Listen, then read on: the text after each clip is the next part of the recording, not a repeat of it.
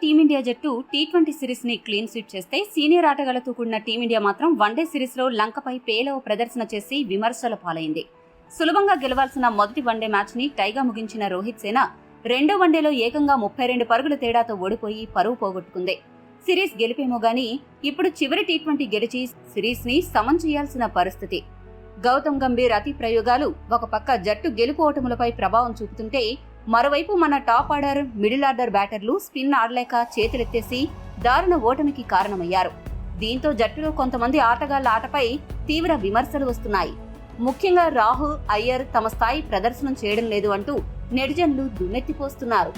ఇంతవరకు బానే ఉంది గానీ రాహుల్, అయ్యర్ ని విమర్శించేవారు జట్టులో స్టార్ బ్యాటర్ కోహ్లీ ఆటను మాత్రం వేలెత్తి చూపకపోవడం గమనార్హం. ఇక ఇదే విషయమై భారత మాజీ డాషింగ్ ఓపెనర్ వీరేంద్ర సెహ్వాగ్ మాట్లాడుతూ ఏమన్నాడంటే, టీమిండియాలో రోహిత్ శర్మ ఒక్కడే బాగా ఆడుతున్నాడు, కానీ మిగతా జట్టు విఫలమవుతోంది. అందులోనూ విరాట్ కోహ్లీ వైఫల్యం జట్టుపై తీవ్ర ప్రభావం చూపుతోంది. ఇన్ని రోజులు వన్డే జట్టులో యాంకర్ రోల్ పోషిస్తూ జట్టులోని మిగతా బ్యాటర్స్ తో భాగస్వామ్యాలు నెలకొల్పుతూ విరాట్ కోహ్లీ అద్భుతమైన వన్డే ఇన్నింగ్స్ లో ఆడేవాడు. రోహిత్ శర్మ అగ్రెసివ్ ఇంటెంట్ తో ఆరంభంలో రన్స్ చేస్తే తర్వాత అంతా కోహ్లీ చూసుకునేవాడు. ఇప్పుడు రోహిత్ శర్మ అదే ఇంటెంట్ తో బ్యాటింగ్ చేస్తున్నా Virat Kohli anchor role miss అవుతోంది.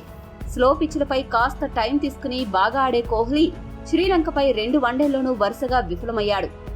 ఒక ఎండ్లో విరాట్ కోహ్లీ వికెట్ కాపాడుకోకపోవడంతో టీం మొత్తం కొలాప్స్ అవుతోంది.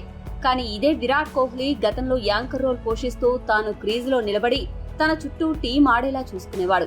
కానీ ప్రస్తుతం కోహ్లీ విఫలం అవడంతో జట్టులో యాంకర్ రోల్ మిస్ అయ్యి జట్టు పరిస్థితి దారుణంగా మారిపోయింది.